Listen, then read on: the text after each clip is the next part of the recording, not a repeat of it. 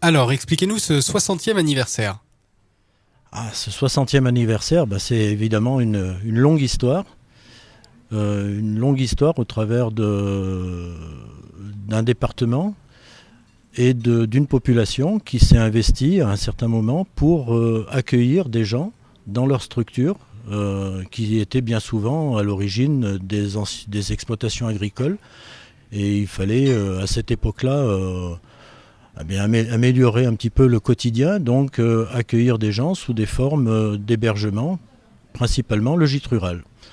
Et avec le département des Alpes de Haute-Provence, nous avons été parmi les premiers à instaurer des gîtes ruraux, donc sous une formule assez à la ferme, on peut dire.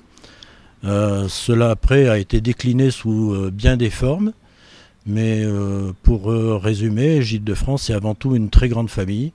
Une famille très, très unie au travers d'un territoire, d'une population, de, d'un climat ici qui nous est très favorable. Voilà. Alors, quel est le projet pour les Hautes-Alpes, pour les gîtes de France? Est-ce qu'il y a un événement particulier?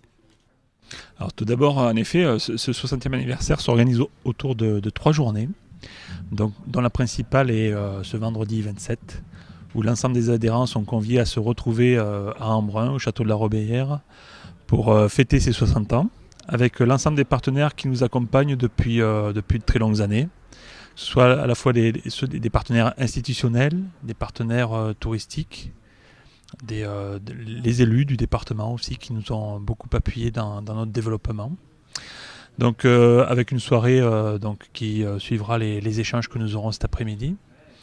Et puis nous avons souhaité que les adhérents puissent profiter de ce week-end-là pour aller découvrir les lieux de visite partenaires. Donc il y en a une 60aine dans le département qui ouvrent donc leurs portes à nos adhérents pour développer les échanges et la connaissance de leur activité. L'idée c'est aussi, puisqu'on a pour cette année 2013-2014 un gros projet de fusion de nos activités commerciales avec les Gîtes de France des Alpes de Haute-Provence, c'est de convier les adhérents des Alpes de Haute-Provence à venir se joindre à nous au cours de ces journées-là. Est-ce que vous avez assez d'adhérents? Vous en manquez? Nous, on n'a pas tellement l'habitude de travailler avec des objectifs chiffrés en matière de progression du parc ou du nombre d'adhérents. Notre souci principal à travers la démarche Gîtes de France, c'est de se préoccuper de qualité et de réponse pertinente à une demande du client, à travers les formules et les thématiques que l'on développe. Et c'est à travers ce travail de fond sur la qualité que naturellement viennent nous rejoindre les hébergeurs qui le souhaitent. On n'a pas de démarche agressive ou volontaire en termes de recrutement. Et de fait, ce système tel qu'il a été instauré fonctionne bien. La durée d'adhésion au sein du réseau Gîtes de France des Hautes-Alpes, elle est en moyenne de 17 ans. Donc les gens nous sont fidèles, adhèrent à cette marque, adhèrent au principe de cette marque et en font naturellement publicité. Donc cette dynamique, elle s'est instaurée dès le départ et aujourd'hui elle perdure. Le nombre d'hébergeurs est stable depuis une quinzaine d'années. Le nombre d'hébergements, on en compte environ 1 millier dans les Hautes-Alpes et tout aussi important que ce que l'on avait il y a quelques années. Oui. Qu'est-ce qui caractérise le maillage des gîtes de France sur le territoire national? Quelle est la force de ce réseau? Alors, au niveau national, ça représente environ 60 000 hébergements. Donc c'est le premier réseau mondial d'hébergement chez et par l'habitant. 60 000 hébergements pour 45 000 propriétaires, gestionnaires d'hébergements. En sachant qu'on a une certaine disparité en fonction des départements dans lesquels l'activité est fortement développée, fortement présente, et d'autres où elle l'est moins.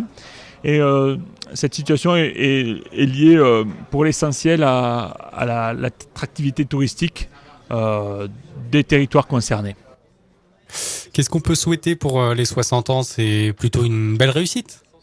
c'est une très belle réussite, c'est une affaire, comme disait Thierry, qui perdure, et qui perdure par la qualité des hébergements, mais moi je veux mettre en avant la qualité humaine qui fait que ces hébergements ne sont pas uniquement des lieux où on vient manger, dormir, etc., mais des lieux d'accueil où l'on partage un savoir du territoire. Et donc quand je dis c'est une grande famille, et comme dans toute famille qui se respecte, c'est avant tout une histoire d'amour entre tout un concept. Nos clients viennent chez nous bien sûr pour les hébergements, mais viennent aussi pour ce que l'on va leur apporter au travers de cet hébergement, pour les informations que l'on va leur donner au travers de l'environnement proche ou plus éloigné, des produits du terroir que l'on met en avant, bien évidemment. Et tout cela crée une symbiose qui prend âme et qui fait que ça dure depuis 60 ans. Donc ce qu'on peut souhaiter, c'est que la motivation de nos adhérents soit toujours la même pour faire encore durer cela au moins 60 ans. Et pour les 60 ans, vous m'avez parlé tout à l'heure du programme des 60 ans. Vous êtes plutôt satisfait des adhérents, du taux de participation des partenaires ? Tout à fait. Dans l'ensemble, nos partenaires sont très très impliqués dans la démarche, ont bien compris que c'était une démarche non pas du coup à coup, mais de longue haleine. Et tout cela est porteur d'avenir justement, parce que nous ne visons pas, comme disait Thierry, le rendu immédiat donnant-donnant, mais au contraire, on essaye de faire durer le plaisir, parce qu'avant tout, c'est un plaisir d'accueillir chez nous des hôtes, des gens qui viennent de tout horizon, et à qui on a beaucoup de choses à leur faire découvrir. Et combien de participants sont attendus pour ce week-end ? Ok, à la journée d'échange, il y a 150 participants inscrits. Et pour les différentes activités sur les lieux de visite, on va arriver à environ 400 à 500 visiteurs sur les lieux partenaires.